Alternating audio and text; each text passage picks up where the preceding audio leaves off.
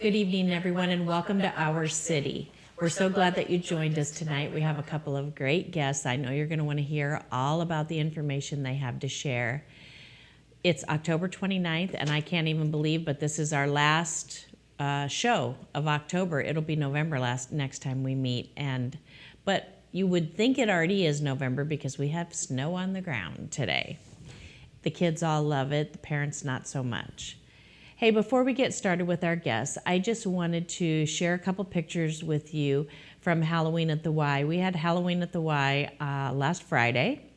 This was our 19th year, and it was wonderful. We have usually about 750 children come through Halloween at the Y, and it is just filled with businesses and organizations wanting to do a ton of fun things. They do crafts and games and all kinds of things for the kids to be able to just enjoy a really nice, safe, indoor Halloween event.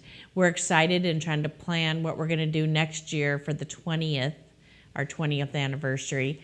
Actually, when we started Halloween at the Y, it was 9/11 happened.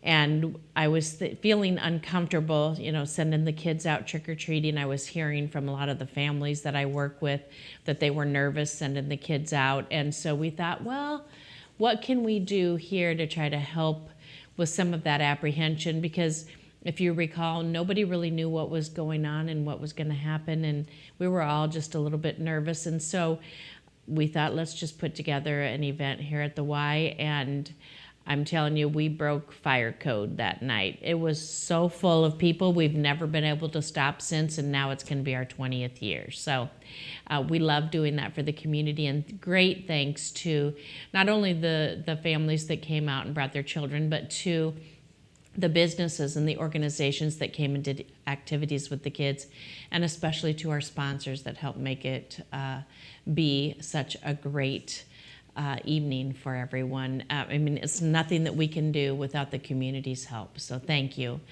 Our first guest tonight is Ted Maroff, and he's with the Wilton City Council, and he is working on a project that you're all going to want to learn about, the Muscatine County Freedom Rock.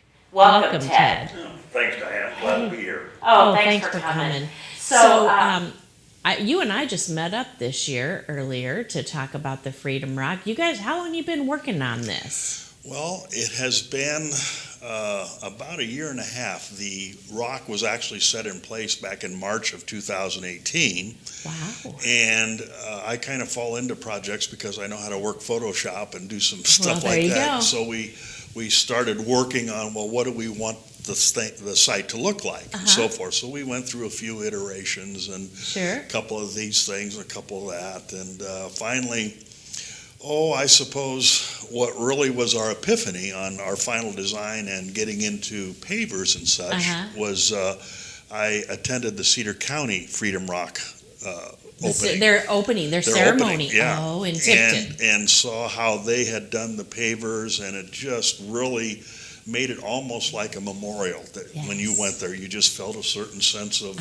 solemnity and so forth. Sure. And that caused us to go, aha. That's what we want. That's aha. That's one of those moments. So we have quite a bit more space where we're at in front of the Rock Island Line Depot in Wilton. There's our little logo there. Yes. And so we've come up with a concept where we hope to sell 1,000 pavers with engravings of your relatives, friends, mothers, fathers, aunts, and uncles to bring them to your memory as you walk through the place. So that's what you're seeing on screen there is some of the Cedar County names those that are are the engraved. Cedar County ones. Okay. And it's fun to go through because I know probably a third of those people that are there, they were friends of my parents who've passed on and so forth. So it's fun to go see that. And that's what we hope to create. All around the rock. That is correct. And this is a way of helping to support and fund it. That is correct. Our biggest thing is to make people aware of it. Sure. We're employing the same landscaper that did the Cedar County facility. And he's been a wealth of information, and one of the things he told us was that as he's doing the landscaping and laying the pavers, people were coming up and going, we didn't hear anything about Yeah. this. And he says it was amazing. Mm-hmm. And so we've had a generous grant from the Leland Smith Foundation in Wilton, the Townsend Foundation in Wilton, and also the Muscatine County Supervisors have chipped in. Yes. So we have a pretty good nest egg to get this thing up and running and stand it up. And the pavers will basically wind up paying for themselves and some other little accoutrements to make it, I call it a plaza or a space that you don't just come and look, oh, that's nice, and leave. It'll be a place where you can come and sit a spell Sure. and enjoy the weather and so Yeah. forth. Yeah. So that's showing the counties or the towns in the county that we're trying to reach out to. Okay.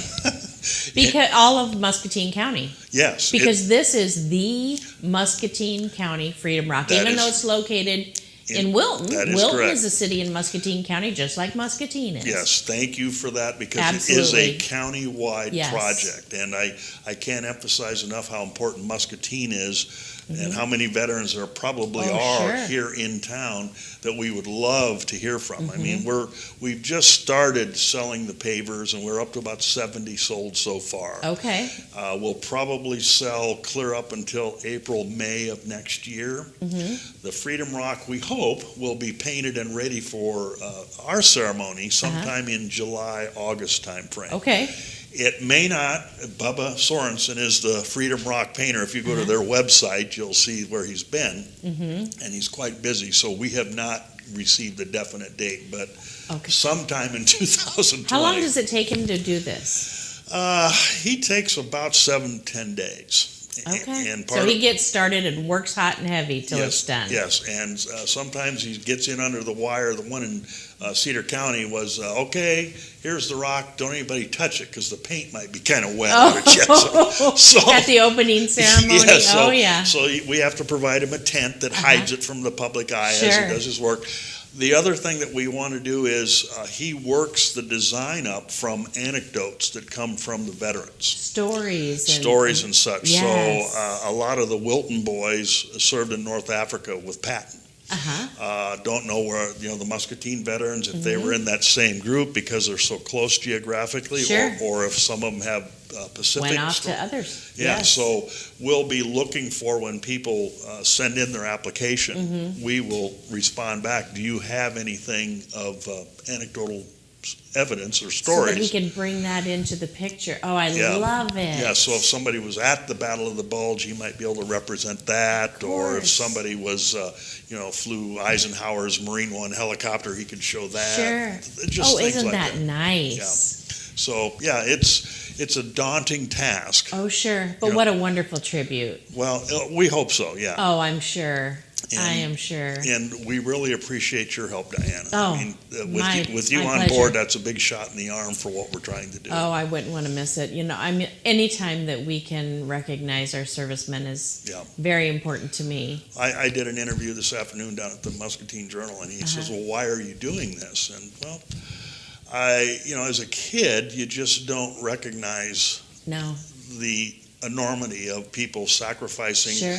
years of their life, let alone their life period. Exactly. And one of the things that stood out to me is I'm president of the Alumni Association of Wilton, and I put together little video tributes for the milestone I've classes. seen those, yes. And the 1944 book had a list of about a dozen names of boys that were killed out of Wilton High School. Yeah. It was Town back of- then yeah. about 1,300 people. Yeah. That's a lot. Yes, it is. And so this is just a little bit that we could give back Sure. so that you don't forget. I remember as a child, I had a couple of uncles who were in the draft age. And I remember at night on the news, they would run a list of the people that were called up that day Yeah. and the people who died that day. Yeah.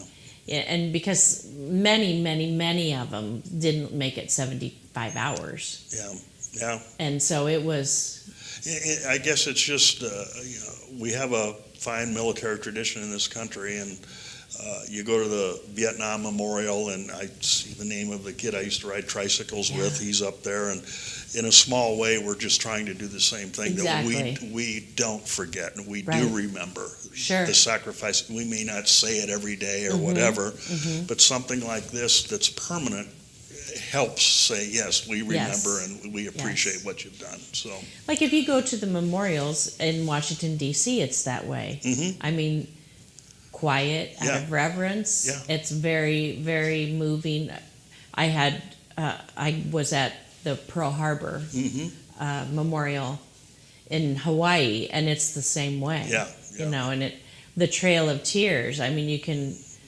It's really something. Something about a physical viewing of a name. Yes. Puts the reality that was a living, breathing person. Yes. And whether they lived a long life and then passed away, or whether they were killed in action. Exactly. Didn't have a chance to live out their life. It makes you think. It does. Yep. It does. And I love that you are honoring them in this way and bringing in the entire county so that we can all celebrate in that. And, you know, I think people will stop along the road and pull over and come and see it. I think we should put a lot of signage out to draw people, because it's not on the main drag. Nope. You got to jig in a little bit. As you drive through town, headed towards Davenport on Old 6, you got to look. You got to look over there. That's right. It's down that way. That's right. I've heard or even read about, motorcycle trips are now kind of using these as destinations to do a weekend ride. How nice. So it would be really nice. Now, we do have a website. There's the rock being put in place. Our little rock was 14,800 pounds, it's 14 tons. It was 28,000 pounds. It's bigger than you think. Yeah, it when is. you go there. Oh yeah. So Triple B Construction dug the hole, and then Hoekstra Masonry filled it with the rock and everything. So that rock is going nowhere. So it's actually dug down a little bit. Yeah, they dug that hole probably about 7 feet deep. Oh, and really? And then filled it with that white gravel you see in the picture there. It's filled. So nobody's tipping that over. No one's tipping it over. It's not rolling away. The drainage is there and so forth. So, and there's the depot in the background. So we're hoping that it really makes a very picturesque place to come and spend some time. Oh yeah. Yeah. So I would envision like benches and stuff for people to sit on. Yeah, a lot of this is to be determined. You saw that drawing there quickly. We accent lighting, benches that you can sit. You can see the layout there. This is the wish. Yeah, this is the wish. That arc behind there would actually be seating that you could literally sit all the way around there, and a little piece of military hardware, whether it's that cannon from the city hall that that the supervisors have bequeathed to us, or some other piece of hardware. The star in the middle is a little history on it. That's the homecoming star that Wilton put together in 1922 when they had a Wilton homecoming. And everybody would get off the train at the depot and then walk into the main street, and they built that star there.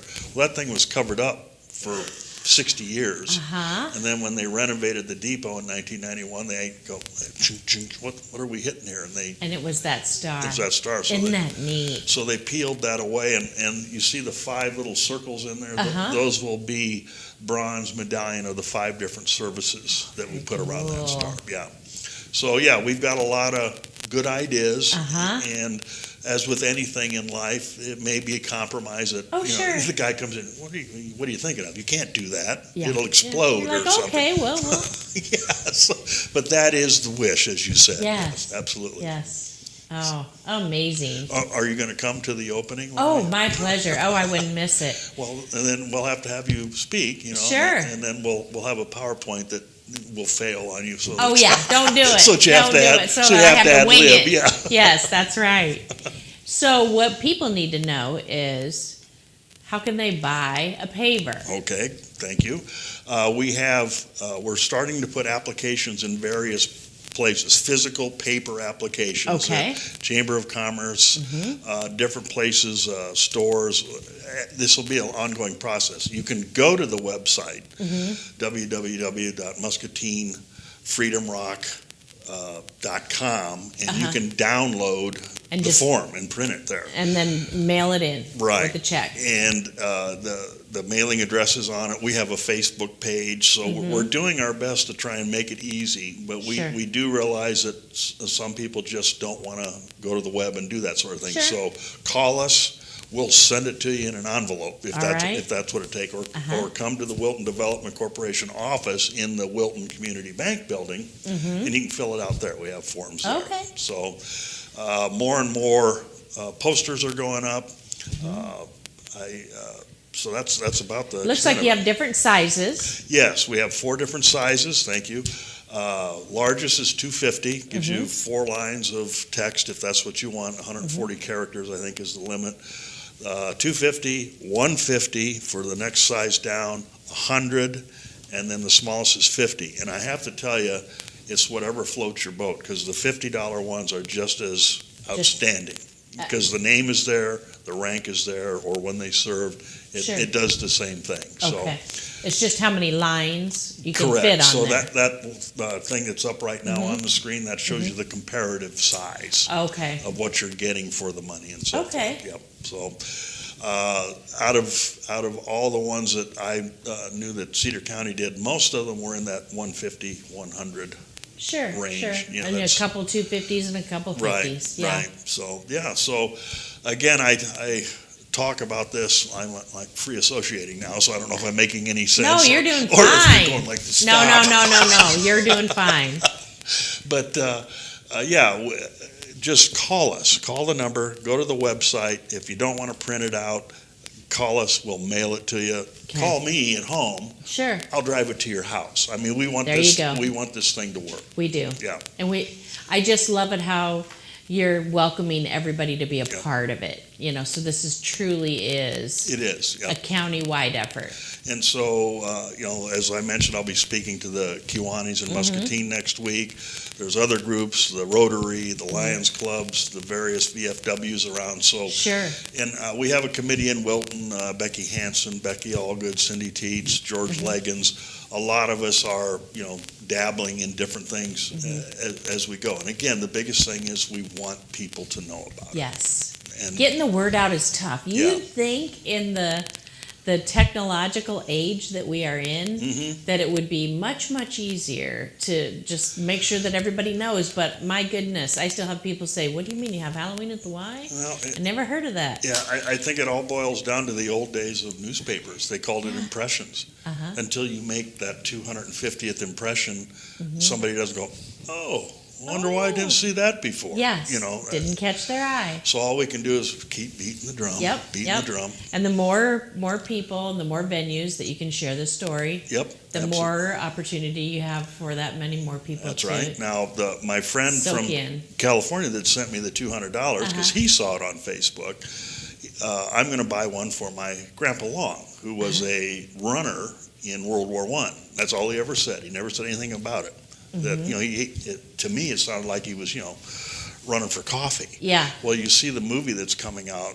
That was a terrible job, because you were running up out of the trench across no man's land and so forth. But that's what he did. So I'm going to get him a stone. But he never talked about it. Yeah. Ever.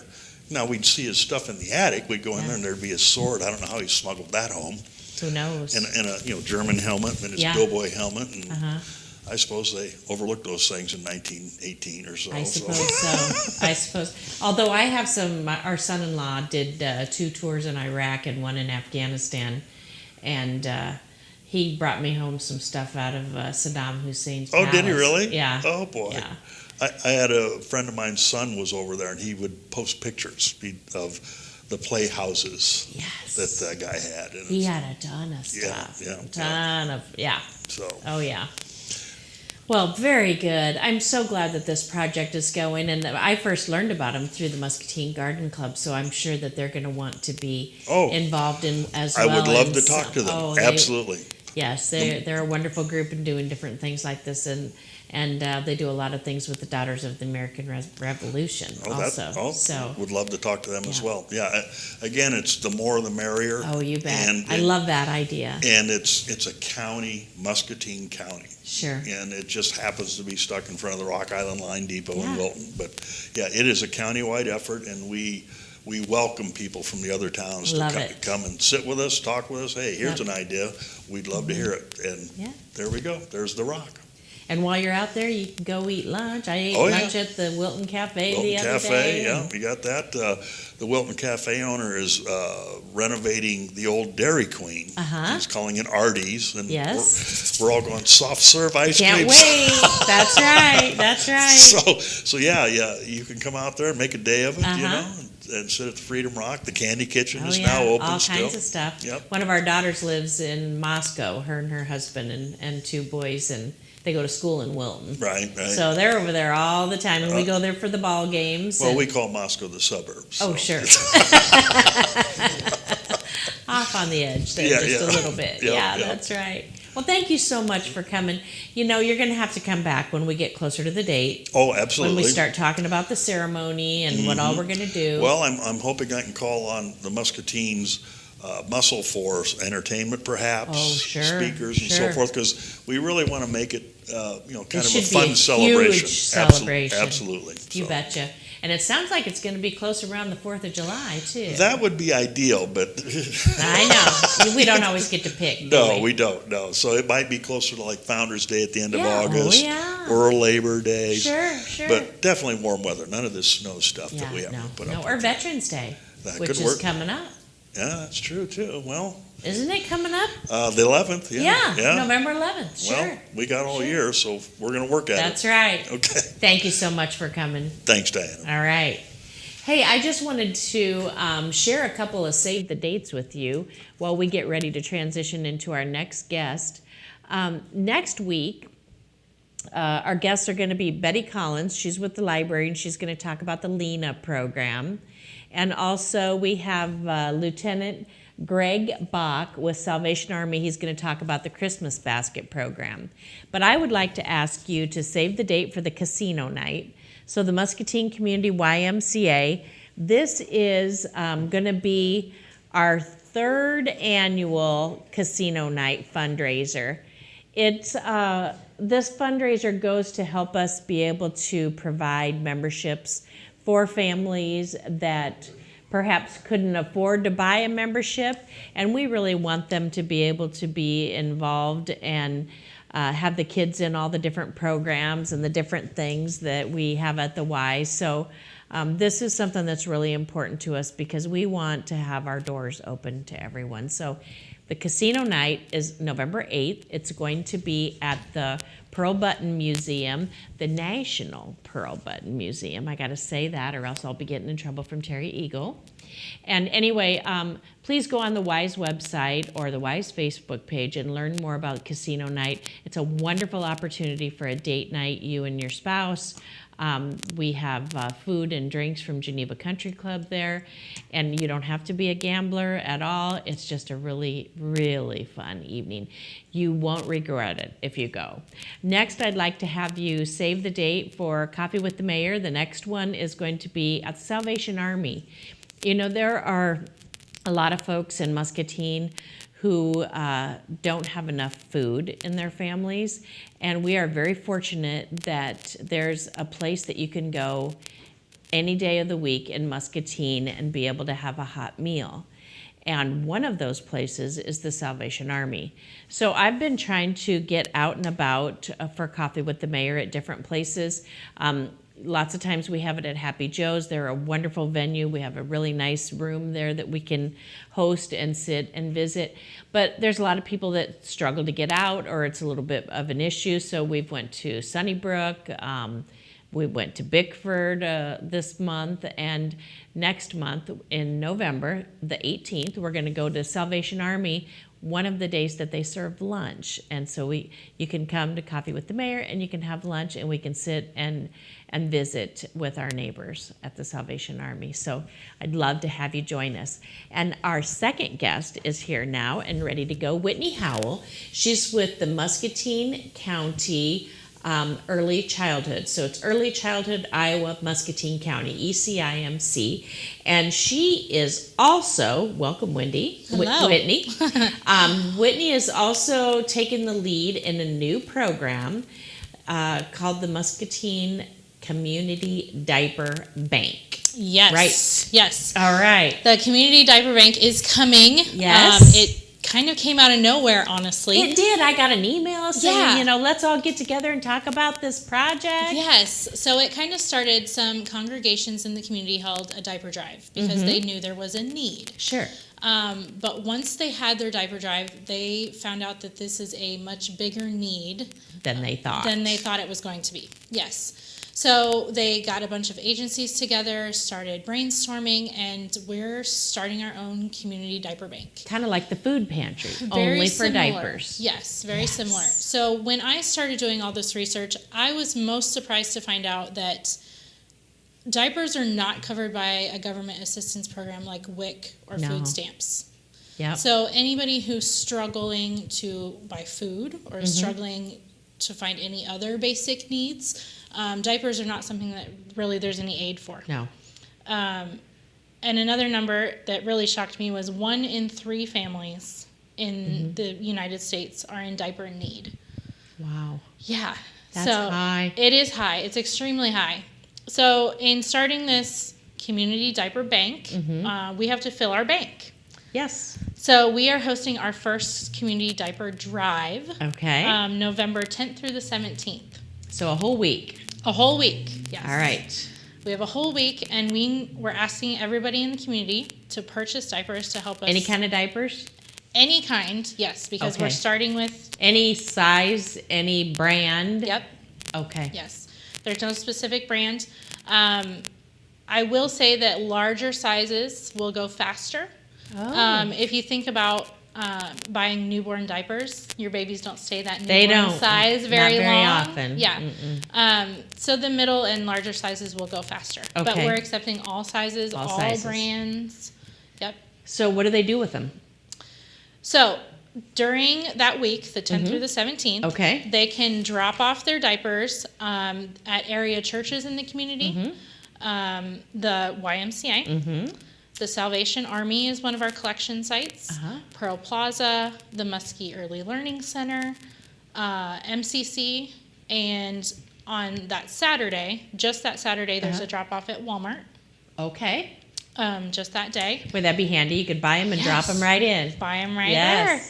there. And also Hy-Vee. Hy-Vee is a Oh. little bit different. If you go into Hy-Vee in the diaper aisle, they have those slips. Take the slip up to the checkout out front and just pay for the diapers up front with the paper slip. You don't actually have to buy a box at Hy-Vee. So then they will like bring you cases for however many that people paid for. Correct.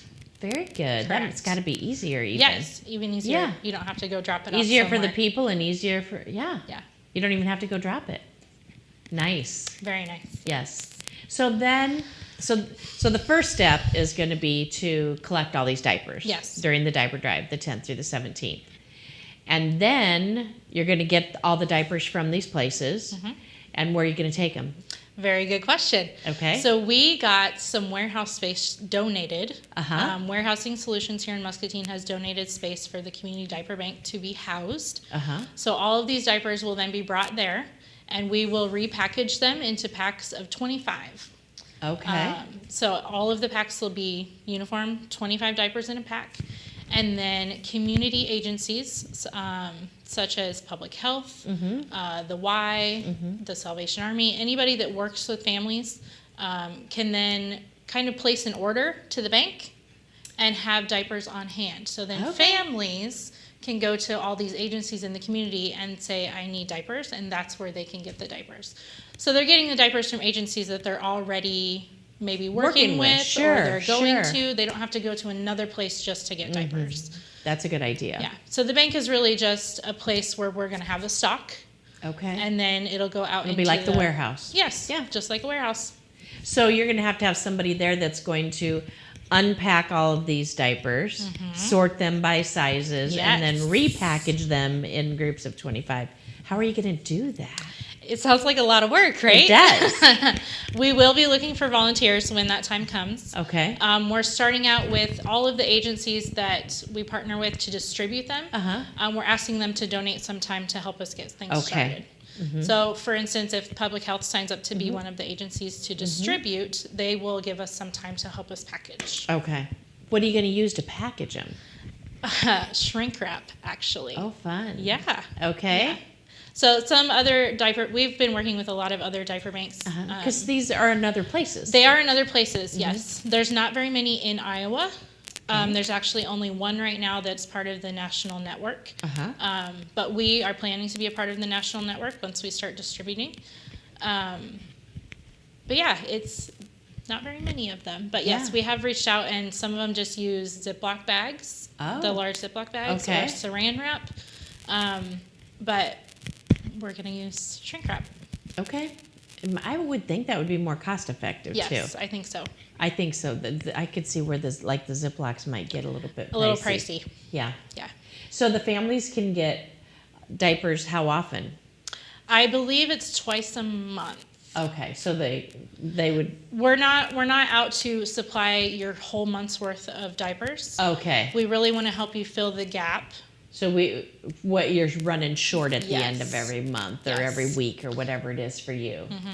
A family, it's to fill the gap for those families that might find themselves in crisis. Sure.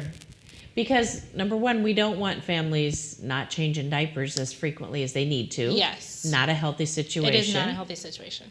And we don't want them to go without diapers, same thing. And we certainly don't want any of the other things to happen that you can do without diapers. Right. I know I've known families who couldn't wait to go were excited to have a doctor appointment. Because they would get a clean diaper. Because they would get a clean diaper. Yeah. And we don't have to have that in Muscatine. No. Well, even just the cost of diapers itself. I mean, a month's supply of diapers averages $80. Yeah. Yep. So that's kind of pricey. It really is. And many families might have two multiple children in diapers. Yeah, and that adds up. It does. It really does. And we want everybody to be safe and healthy. And I think Muscatine is more than willing to step up and pick up and fill those gaps for the families that could use that. Yeah. Yeah. Those congregations really were surprised by the turnout that they saw when they did their drives to start with. So I'm really hopeful that our first drive can really fill the bank. Sure. Muscatine wants to help. Yeah. They just do. I just don't know of ever a time when people said, hey, I've got a need, that people just didn't come out in droves to help fill that need. I've seen people even on social media say, my child needs a coat. And before you know it, 100 people have said, I've got a coat, I'll bring a coat to you if you need me to bring you a coat. Yeah. I mean, that's just how we are here. And this is just another opportunity for people to be able to help out. Yeah. Help their neighbor. Yeah, I'm really excited to bring this, help bring this resource to the community. I think so. So you've got a good committee working? We have a great committee. Yes. Yes. And you had several different pastors really help push this through. We did, yes. Elise Baldwin is on our Early Childhood Iowa board, and she kind of came to us one day just asking for brainstorming, just throwing the idea around, and it really snowballed from there. It did. It's really taken off. She started sending out a couple of emails, and before you know it, we had a big community meeting, and there you go. Yeah. Wonderful. So the big thing that the community needs to know right now is November 10th through the 17th is your opportunity to help your neighbors by dropping off diapers at any of these locations. Go to Hy-Vee. Yep. On Saturday, go to Walmart, or drop them off at the Y or the Salvation Army any other times, or any church. Yes, we do have a Facebook page. We have a website that's coming soon. It's under construction right now. But on our Facebook page, if you look on your screen, it's our flyer that has all the drop-off locations. And there's an event on Facebook, so feel free to share that event to help us spread the word. If you have questions, or we're also taking monetary donations. Maybe somebody just wants to give a check, and then you go buy the diapers. And we can buy the diapers at a very discounted rate. Oh, so that's a good deal. So that's a very good deal.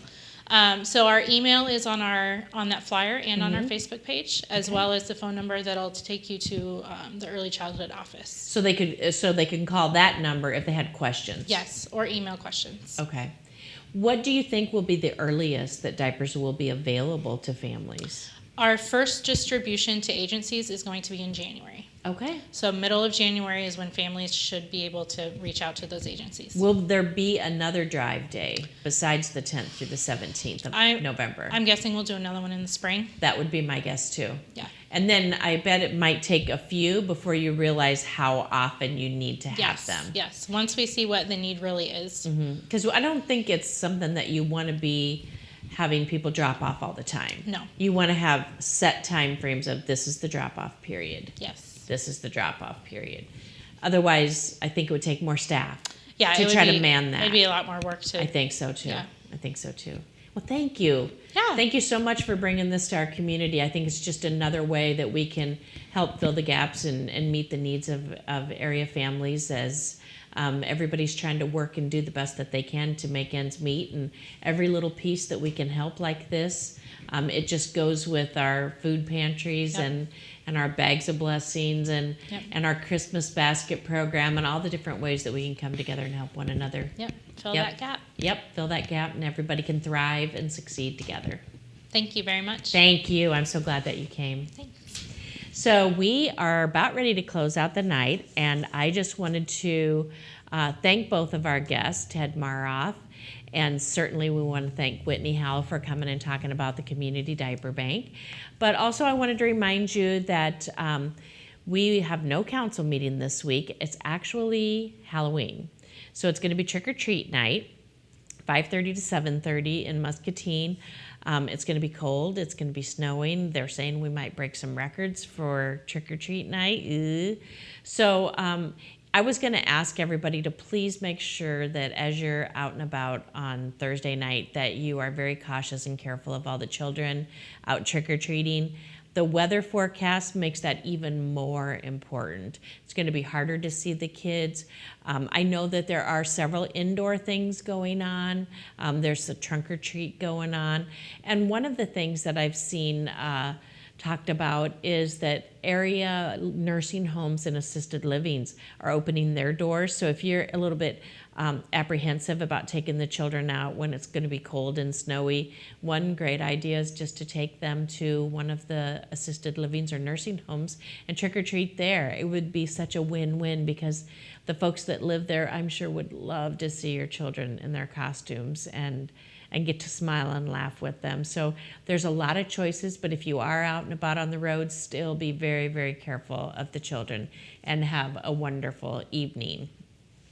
While we were talking about the food pantries, I just wanted to remind everybody that the Riverbend the mobile food pantry is moving its distribution location. So they're going to be located at the Community School District Administration Building, 2900 Mulberry, and the food distribution is every month on the second Tuesday of the month from 4:30 to 6. So the next one's going to be November 12th. Now they are going to have a van driving back and forth from like Cedar Park, Cedar Hills, to the Community School District building.